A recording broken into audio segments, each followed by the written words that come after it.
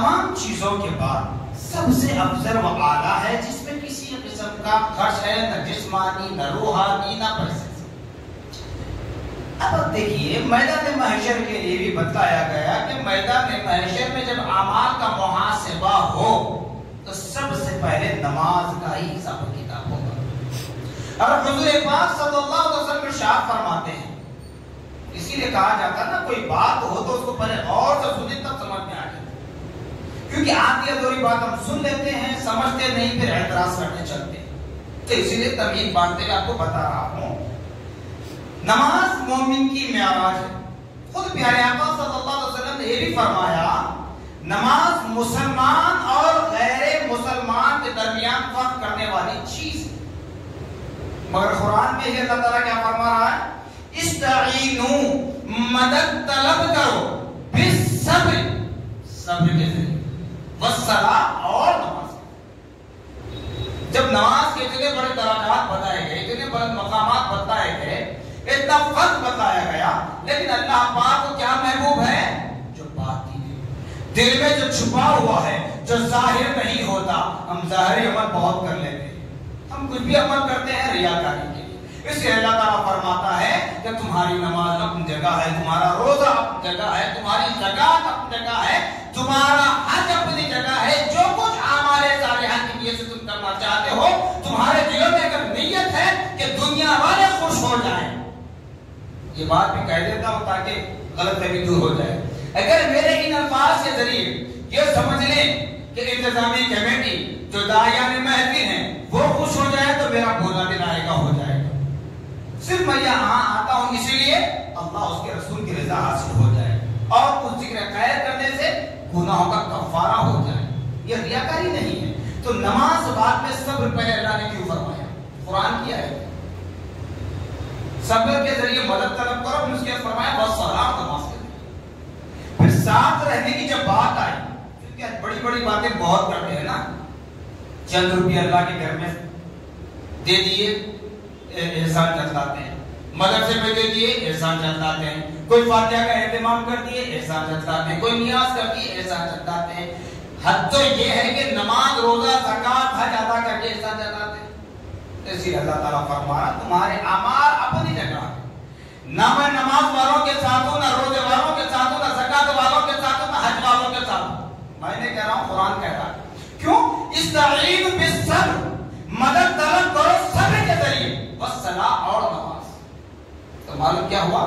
ہر نماز پڑھنے والا صبر کرنا ضروری نہیں ہے، ہر روزہ رکھنے والا صبر کرنا ضروری نہیں ہے، ہر حج کرنے والا صبر کرنا ضروری نہیں ہے، ہر زکات دینے والا صبر کرنا ضروری نہیں ہے، لیکن ضروری یہ ہے جو صابر ہوتا ہے، صبر کرنے والا ہوتا ہے، وہ یقیناً نمازی ہوتا ہے، جو صبر کرنے والا ہوتا ہے وہ یقیناً روزدار ہوتا ہے، جو صبر کرنے والا ہوتا ہے وہ اللہ کے گھر کا طواف کرنے والا ہوتا ہے۔ کیونکہ صبر کے دن میں کتنا صبر ہے، صبر کا مادہ کس کے اندر کتنا پایا جاتا، کوئی اس کا محاسبہ نہیں کر سکتا، کوئی نہیں بتا سکتا۔ تو ہمارے اکابر، ہمارے اسلاف کی جب زندگیاں ہم دیکھیں تو وہاں یہی چیز نظر آتی ہے کہ انہوں نے صبر پر صبر کیا، ظلم پر ظلم ڈھائے گئے، ستم برسائے گئے، پتھروں کی بارشیں ہوئی، یہاں تک کہ جانوں کا نذرانہ پیش کیا گیا، لیکن صبر کرتے رہے، صبر کرتے رہے۔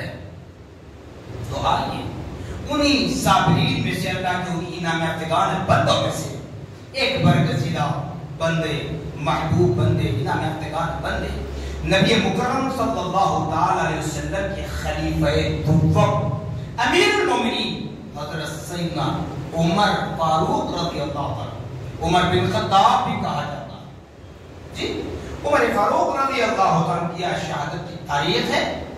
یہی ایک محرم الحرام کا دن تھا جہاں آپ نے اللہ کی رضا کے لیے، دین اسلام کے لیے، شریعت محمدی کے تحفظ کے لیے اپنی جان کا نذرانہ پیش کیا۔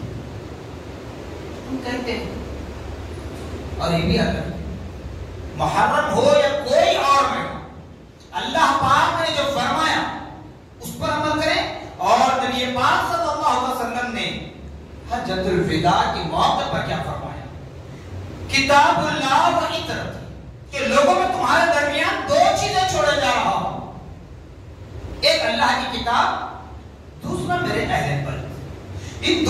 مضبوطی سے تھام لو. اگر دونوں میں سے کسی ایک کو چھوڑ دو تو گمراہ ہو جاؤ گے. کتاب کو پکڑ لو اور اہل بیت کو چھوڑ دو تب بھی گمراہ. اہل بیت کو پکڑ لو کتاب کو چھوڑ دو تب بھی گمراہ. تو تفصیلات میں گئے بغیر حضرت عمر فاروق رضی اللہ عنہ کی ایک دو واقعات آپ کے سامنے رکھ کر اپنی گفتگو ختم کریں. حضرت عمر فاروق رضی اللہ عنہ کا دور جو تھا، آپ داخل اسلام ہونے سے پہلے آپ کا روب دبدبا یہ تھا کہ اگر کوئی محمد ابن عبداللہ کے ہاتھ پر، اس وقت کے الفاظ عمر فاروق رضی اللہ عنہ، ایمان لائے گا تو اس کی گردن اڑا دو، یہ اعلان کرتے تھے. لیکن ہوا یہ کہ ایک مرتبہ حضور پاک صلی اللہ تعالی علیہ وسلم خانے کعبہ کا طواف کرتے وقت بتایا جاتا ہے کہ آخری چکر تھی. اس آخری چکر میں اللہ کی بارگاہ میں حضور پاک صلی اللہ تعالی علیہ وسلم نے اپنے نبوت والے ہاتھ اٹھا کر دعا فرمایا. کہا کہ مولا عمر بن ہشام، عمر بن خطاب، ان دو عمر میں سے کسی ایک کو داخل اسلام کی توفیق دے تاکہ دین اسلام کو تقویت حاصل ہو جائے. اللہ مقلب القلوب ہے، دلوں کو پھیرنے والا ہے، اور اللہ جانتا ہے عمر بن ہشام کا ایمان کتنا ہے، عمر بن ہشام کے دل میں کیا ہے، عمر بن خطاب کے دل میں کیا ہے، اللہ جانتا ہے. آگے چل کر کیا کرنے والے جانتا ہے. تو اللہ پاک نے حضور پاک صلی اللہ علیہ وسلم کی اس دعا کو عمر بن خطاب کے حق میں قبول فرمایا. اور نجد جو کہتے ہیں نا، اب جس کو ریاض کہتے ہیں، اسی مقام پر بیٹھ کر بات چیت ہوئی. ابو جہل، ابو لہب، عتبہ، شیبہ، دشمنان میں اسلام بڑے بڑے، جس میں عمر بن خطاب بھی بیٹھے ہوئے تھے.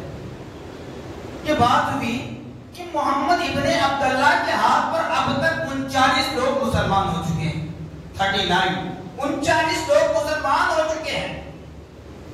تو عمر بن خطاب سے کہا گیا کہ عمر بن خطاب تم اس کی ذمہ داری لے لو، محمد ابن عبداللہ کا سر قلم کر دینا، اگر تمہیں کچھ ہو جائے تو اس کی ذمہ داری ہم پر، تمہارے گھر کی کفالت ہمارے ذمہ داری ہے. تو عمر بن خطاب رضی اللہ تعالیٰ عنہ اٹھے ننگی تلوار لے کر، کیا کہا، 39 ہوئے ہیں نا، اب 40واں ہونے نہیں دوں گا. کیا کہا عمر بن خطاب نے، 39 ہوئے ہیں اب 40واں ہونے نہیں دوں گا. یہ کہہ کر چلے نبی کی بارگاہ کی جانب. نبی پاک صلی اللہ علیہ وسلم اپنے صحابہ کرام کے ساتھ دار ارقم میں جب تشریف فرما تھے، جب فکر تھے، اس وقت تو نہ فون تھا، نہ پیجر تھا، نہ ٹیلی گرام تھا، نہ کچھ تھا، بس خدا کی قدرت تھی. تو نبی پاک صلی اللہ علیہ وسلم کو اطلاع ملی، صحابہ کو معلوم ہوا کہ عمر بن خطاب آ رہے ہیں. صحابہ نے عرض کیا، یا رسول اللہ عمر بن خطاب آ رہے ہیں اور آپ کو قتل کرنے کے ارادے سے. تو میرے نبی نے کیا فرمایا، خبردار، بال بالا بھر بھی اپنے خدموں کو اپنی جگہ سے نہیں ہٹا، اب جگہ کھڑے رہے گا. عمر بن خطاب آ رہے ہیں. صحابہ پریشان ہیں، پشیمانی کے عالم میں ہیں، کیا کیا جائے، ہماری آنکھوں کے سامنے دیکھتے ہوئے ہم کیسے برداشت کریں گے، نبی کے حکم کی ہم خلاف ورزی تو کر نہیں سکتے. نبی فرما رہے ہیں بار برابر جگہ اپنے قدم کو آگے نہ بڑھانا، اور ادھر عمر بن خطاب نبی کو قتل کے ارادے سے شمشیر بے نیام لے کر آ رہے ہیں. صحابہ بے چین تھے، یہاں تک کہ دروازہ کھٹکھٹا ہو گیا. دربان نے پوچھا کون؟ آواز آئی عمر بن خطاب. اب صحابہ کے قدم کانپ رہے ہیں، آنکھوں سے آنسو بہ رہے ہیں. کہیں ایسا نہ ہو کہ جب ہماری آنکھوں کے سامنے عمر بن حضور پاک صلی اللہ علیہ وسلم کا قتل کر دے عمر بن خطاب، تو رب کی بارگاہ میں کیا جواب دیں گے، کیا صورت دکھائے گی. اس پشیمانی کے حالت میں تھے. جیسے عمر بن خطاب رضی اللہ تعالیٰ عنہ نے ہمارے پیارے آقا محمد الرسول اللہ صلی اللہ علیہ وسلم کے چہرے اقدس کو دیکھا، نبوت والے چہرے کو دیکھا، تو زمین پر گر گئے، ہاتھ بڑھا کر نبی کے قدموں پر رکھ کر کہا، یا رسول اللہ مجھے کلمہ طیب پڑھا دیجیے اور دعوت اسلام کر دیجیے. سبحان اللہ، سبحان اللہ. جب پیچھے رکھ کر آ رہے تھے، جب نیچے گرے، تلوار پیچھے گر گئی، اور ہاتھ بڑھا کر نبی کے قدموں پر ہاتھ رکھ کر فرمایا، یا رسول اللہ مجھے دعوت اسلام کر دیجیے، کلمہ طیب پڑھا دیجیے. 40 مسلمان عمر بن خطاب ہیں. اسی لیے نبی پاک صلی اللہ علیہ وسلم نے ارشاد فرمایا میری امت کے لوگ جہاں 40 جمع ہوں گے اس میں اللہ کا ایک محبوب ضرور ہوتا ہے. سبحان اللہ. رضی اللہ تعالیٰ یہ ہے آپ کی شان یہ تھی. اور جس کے زیر سایہ ہم سانس لے رہے ہیں، جو ادارہ ہمارے بازو میں ہے، جس کی آغوش میں ہم پڑھ رہے ہیں، جامعہ نظامیہ، اس کے فاؤنڈر حضرت انوار اللہ فاروقی علیہ رحمت و رضوان بھی اسی عمر بن خطاب رضی اللہ عنہ کی 40ویں پشت ہے جنہوں نے جامعہ نظامیہ قائم کروایا. سبحان اللہ. سبحان الحمدللہ ثم الحمدللہ. یہ اللہ کا احسان ہے ہم پر. اور صرف اطلاع ہی نہیں، حضرت عمر بن خطاب داخل اسلام ہونے سے پہلے اعلان کیا کیے تھے؟ جس نے محمد ابن عبداللہ کے ہاتھ پہ ہاتھ دے کر بیعت لے گا تو اس کا میں قتل کر دوں گا. اب پہاڑ کی چوٹی پر چڑھ کر اعلان کرتے ہیں ہے کوئی جو اپنے باپ کا سہارا چھیننا چاہے؟ ہے کوئی اپنی ماں کے بڑھاپے کا سہارا چھوڑنا چاہے؟ ہے کوئی جو بیوہ ہونا چاہے، اپنی اولاد کے یتیم و یسیر کرنا چاہتا ہے تو وہ میرے نبی کے دین سے منہ پھیر لے. سبحان اللہ. داخل اسلام سے بھی یہی اعلان تھا. داخل اسلام کے بعد وہی روب دبدبے کے ساتھ نبی کی ہی حمایت میں آپ نے اعلان فرمایا. صرف اتنا ہی نہیں بلکہ پیارے آقا صلی اللہ علیہ وسلم سے عمر فاروق نے یہ بھی فرمایا کہ یا رسول اللہ صلی اللہ علیہ وسلم ہم کب تک ان ظالموں سے چھپ چھپ کر عبادت کریں گے؟ ہم اعلان عبادت کریں. جہاں اسلام کا احسان ساری دنیا پر ہے، چاہے کوئی ملک، کوئی کنٹری، کوئی ریاست ہو. آج آپ تاریخ اٹھا کر دیکھ لیں، جو عدالت ہم کہتے ہیں اس عدالت کا نظام بنانے والی ذات کا نام عمر بن خطاب. سبحان اللہ. جو کیلنڈر تم دیکھتے ہو اس کیلنڈر کو ترتیب دینے والی ذات کا نام عمر فاروق. سبحان اللہ. اگر انصاف کا پیکر آپ کو بنایا گیا تھا، آپ جیسا کوئی عدل کرنے والا نہیں ہے. مطلب یہ نہیں، یہ نہ لینا کہ کسی اور صحابہ کی جان میں میں نے کمی کی، نعوذ باللہ معاذ اللہ استغفر اللہ. جس طرح اللہ پاک قرآن مقدس میں 3 پارے کی ابتدائی آیت میں فرما رہا ہے تلک رسول فضلنا بعضهم علی بعض، یہ انبیاء رسول کو جو ہم نے بھیجا بعض کو بعض پر فوقیت دی، مگر لوگوں تمہیں کوئی حق حاصل نہیں ہے کہ کسی کی تحقیر کریں، کسی کی عزت کریں. سب کی توہین نہ کریں بلکہ سب کی تعظیم کریں، کسی کی توہین نہ کریں. تو نبی پاک نے بھی اعلان کر دیا. صدیق اکبر کو صداقت دے دی، فاروق اعظم کو عدالت دے دی، عثمان غنی کو سخاوت دے دی، تو حضرت علی کو شجاعت دے دی. سبحان اللہ. سب کے مقام مراتب اللہ اس کے رسول نے بنائے ہیں.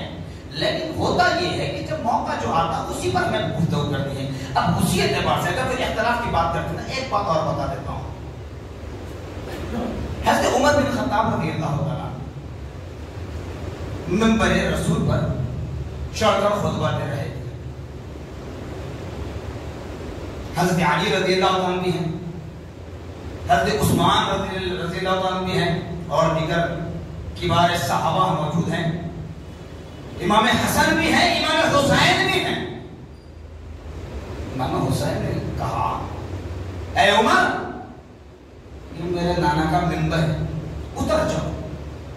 اے حسین، اے عمر یہ میرے نانا کا منبر ہے، اتر جاؤ. جبکہ عمر بن خطاب رضی اللہ عنہ امیر المؤمنین ہیں، خلیفۃ المسلمین ہیں، مسند رسول اللہ کے دوسرے جانشین ہیں. ایسا نہیں کہ صدیق اکبر کا دور تھا یا عثمان غنی کا دور تھا. عثمان غنی کے دور سے پہلے تھا، جامعہ شاہد پر فرمائے تھے. صدیق اکبر کا دور نہیں تھا، خود آپ امیر تھے. اس وقت حسین نے کہا کہ اے عمر یہ میرے نانا کا منبر ہے، اتر جاؤ. تو فوراً حضرت عمر اتر گئے اپنا منبر چھوڑ کر. امیر تھے. نعوذ باللہ معاذ اللہ گستاخی نہیں کر رہا ہوں، سمجھانے کے لیے، ذہن کھولنے کے لیے بتا رہا ہوں. جو آج امت کے درمیان اختلافات پیدا کیے جاتے ہیں. حضرت عمر اتر کر عرض کرنے لگے ہیں اے حسین یقیناً یہ آپ کے نانا کا منبر ہے. میری بدقسمتی ہے، میری اتنی قسمت کہاں کہ جو میرے نانا نے کوئی منبر بنایا ہو. یہ تمہارے نانا کا منبر ہے، اور یہ وہ منبر ہے جو قیامت تک چلتا رہے گا. اس پر آپ کے نانا کا ہر سبحان یہ اللہ، آپ کے نانا کا ممبر ہے، یہ آپ کی ملکیت ہے۔ سبحان اللہ، نہ حضرت علی نے کچھ کہا نہ حضرت عثمان نے کچھ کہا، کیوں؟ خدا کا نظام ہے۔ اللہ تعالیٰ بتانا چاہتا ہے کہ میرے بندوں کی شان کیسے نرالی ہے۔ حسین عمر کے سامنے چھوٹے، عمر کے سامنے عمر کے لحاظ سے، ایج کے لحاظ سے فضیلت میں مت جائیے، عمر کے سامنے ایج کے لحاظ سے جب اتری عمر کہا میرے نانا کا نہیں آپ کے نانا کا ممبر ہے، کچھ دیر بعد حسین نے فرمایا اے عمر چڑھو اور خطبہ دے۔ پھر عمر چڑھ کر خطبہ دینے لگے۔ ادھر حسین کے کہنے پر عمر اترے تھے اور حسین کے کہنے پر عمر چڑھے، تو حسین کے کہنے کا اعتبار اور عمر کے حکم کی تعمیل کرنے کا اعتبار دیکھیے، دونوں میں تربیت میرے رسول اللہ کی ہے، سبحان اللہ، دونوں میں تربیت میرے رسول اللہ کی ہے۔ تو اس لیے ایمان والو، ہمیں جتنا ہو سکے ہمارے اسلام، ہمارے اکابرین کی تعظیم و تقریب بجا لائیں۔ کبھی ایسا نہ ہو کہ کسی کی توقیر کرتے کرتے کسی کی اہانت نہ کر بیٹھ جائے۔ اتنا ہی نہیں، اگر کہنے بیٹھوں تو راتیں ختم ہو جائیں گی بلکہ زندگی ہمارے ختم ہو جائیں گی۔ سبحان اللہ، اللہ اور اس کے رسول اور اس کی نامحتگان بند ہو کے کسی ایک بندے کے ایک لمحے کا تذکرہ ہم نہیں کر سکتے۔ سبحان اللہ، حضرت عمر بن خطاب رضی اللہ تعالی عنہ پر جب 27 ذی الحجہ کو نماز فجر میں قاتلانہ حملہ ہوا، صبر کیا۔ قرآن کی آیت شروع ہوئی صبر سے کہ لوگوں صبر کے ذریعے مدد طلب کرو اور نماز پر۔ آپ دیکھ لیں جتنے بھی شہداء ہیں، حد تو یہ ہے کہ مدد کربلا کا واقعہ آپ سنیں گے تعجب ہوگا۔ صبر سے شروع ہوئے اور نماز پر ختم ہوئے، نماز پر ختم ہوئے۔ اور یہ عمر بن خطاب بھی وہی کہ نماز کے لیے آئے تھے۔ ابو لؤلؤ فیروز نامی خارجی جو محراب کے اندر پہلے سے آ بیٹھا تھا چھپ کر، جیسے عمر بن خطاب رضی اللہ عنہ نماز ادا کرنے کے لیے کھڑے ہوئے سنت پڑھنے کے لیے، زہر آلود تلوار لے کر آپ پر قاتلانہ حملہ کیا۔ تاریخ کے اعتبار سے بتایا جاتا ہے کہ 2-4 دن تک آپ کے جسم میں زہر پھیلتا رہا۔ اس کے بعد آپ نے محرم الحرام کو جامع شہادت نوش فرمائی۔ اس وقت جو قرآن جمع کیا جا رہا تھا، عمر بن خطاب رضی اللہ عنہ کے دور تک جو قرآن جمع ہوا، اس قرآن کو حضرت عثمان بن عفان ذوالنورین رضی اللہ عنہ تک پہنچا دیا گیا۔ اور حضرت عمر نے یہ کہا کہ میرے جامع شہادت نوش کرنے کے بعد میرے بیٹے کو اپنا امیر نہ بنا، چونکہ جائیداد نہیں ہے، جائیداد نہیں ہے، اپنا امیر نہ بنائے۔ ہاں اگر مشورے کی ضرورت ہو تو میرے بیٹے کو آپ طلب کر سکتے ہیں۔ یہ کہہ کر آپ نے 6 نام لکھے۔ سب سے پہلے سرفہرست حضرت علی کرم اللہ وجہ الکریم رضی اللہ عنہ کا نام لکھا، پھر عثمان بن عفان رضی اللہ تعالیٰ، پھر عبد الرحمن بن عوف رضی اللہ تعالیٰ، سعد بن ابی وقاص رضی اللہ عنہ، ابو طلحہ رضی اللہ عنہ۔ اس طرح 6 صحابہ کے نام لکھ کر یہ کہا کہ اگر 2 جماعت اگر بن جائے، کوئی کسی کو چنے کوئی کسی کو چنے، تو اس وقت کہا کہ عبد الرحمن بن عوف جس کی حمایت میں کھڑے ہوں گے وہ خلیفہ ہوں۔ یہ طے کیا، فیصلہ ہوا، نصیحت کر دی۔ جب حضرت عمر بن خطاب رضی اللہ عنہ جامع شہادت نوش فرماتے ہیں تو عمر حضرت عبد الرحمن بن عوف رضی اللہ تعالیٰ عنہ اپنے دیگر 5 صحابہ کو لے جا کر کمرے میں بات چیت کر لیتے ہیں، اور اس میں حضرت علی کرم اللہ وجہ الکریم رضی اللہ تعالیٰ عنہ بھی حضرت عثمان کو اپنا خلیفہ مقرر کرتے ہیں۔ اس کے بعد جب مسجد میں آتے ہیں، منبر پر عبد الرحمن بن عوف رضی اللہ عنہ چڑھ کر اعلان کرتے ہیں کہ حضرت عمر بن خطاب کی وصیت کے مطابق ہم نے طے کر لیا ہے کہ حضرت عثمان بن عفان کو خلیفہ سوم بنایا جائے۔ تو حضرت علی کرم اللہ وجہ الکریم رضی اللہ عنہ سب سے پہلے آگے بڑھ کر حضرت عثمان بن عفان کے ہاتھ میں ہاتھ دے کر بیعت لیتے ہیں۔ تو یہ کیا تھا؟ خلافت راشدہ کا جو مسئلہ ہے، اس سے پہلے شاید میں نے آپ سے کہا کہ جب مسجد کا سنگ بنیاد رکھا جا رہا تھا تو اس وقت نبی پاک صلی اللہ علیہ وسلم نے اپنے دست نبوت سے سنگ بنیاد رکھ کر آواز دی، اے ابو بکر آؤ پتھر رکھو۔ ابو بکر اور عمر یہ دونوں حضرات حضور پاک صلی اللہ علیہ وسلم کے رشتے میں سسرے ہیں. تو ابو بکر رضی اللہ تعالیٰ نے نبی کے برابر پتھر نہیں رکھا بلکہ نبی کے پیچھے رکھا. پھر عمر کو آواز دی اے عمر آؤ پتھر رکھو. تو عمر نے ابو بکر کے برابر نہیں رکھا بلکہ ابو بکر کے پیچھے رکھا. جب آواز لگائی نبی نے کہ عثمان آؤ پتھر رکھو تو جب عثمان غنی آئے یہ نہیں کہے کہ دو نور والی صاحبزادیاں نبی کی میرے اگلے نکاح میں آئیں کہ میں ذوالنورین ہوں میں فلاں فلاں کام کیا ہوں تو میں حقدار ہوں. یہ کہہ کر نبی کے بازو نہیں رکھا نہ ابو بکر کے بازو رکھا نہ عمر کے بازو رکھا بلکہ عمر کے پیچھے لگایا. جب حضرت علی کو نبی نے آواز دی اے علی آؤ پتھر رکھو علی نے بھی چچا زاد بھائی ہونے کا دعویٰ نہیں کیا. علی نے بھی نبی کی آغوش میں تربیت پانے کا دعویٰ نہیں کیا. علی نے بھی یہ نہیں کہا کہ جب میں دنیا میں آیا تو نہ ماں کو دیکھا نہ باپ کو دیکھا سب سے پہلے اگر کسی کو دیکھا تو وہ نبی محمد رسول اللہ کا چہرہ اقدس ہے اس لیے میں نبی کے بازو پتھر رکھوں گا نہیں بلکہ علی نے عثمان کے پیچھے رکھا. تب نبی پاک نے اعلان فرمایا یہ میرے خلفاء ہیں یہ میرے خلفاء ہیں جس کی ترتیب آج بتائی گئی. سبحان اللہ. آج اگر کہیں کچھ اختلافات ہوتے ہیں کیونکہ سوشل میڈیا صرف فتنوں کا دور چلا رہا ہے. ایک اچھی باتیں معلوم ہوتی تھی لیکن آج بالکل یہ طور پر فتنے چل رہے ہیں اس پر آپ نہ جائیں اپنے کان نہ دھریں. اگر کوئی بات آپ کو سمجھ میں نہ آئے تو آپ اپنے علماء سے رجوع ہو کر اس مسئلے کا حل کریں بجائے اس کے جھگڑا کریں گھروں میں اختلافات پیدا کر دیں. یہ اچھی بات نہیں ہے کیونکہ تمام تر نظام خدا کا بنایا ہوا ہے اور نبی پاک صلی اللہ علیہ وسلم کا فرمان ہے. جزاکم اللہ خیر الجزاء واخر دعوانا الحمدللہ رب العالمین. صلوات و سلام کے لیے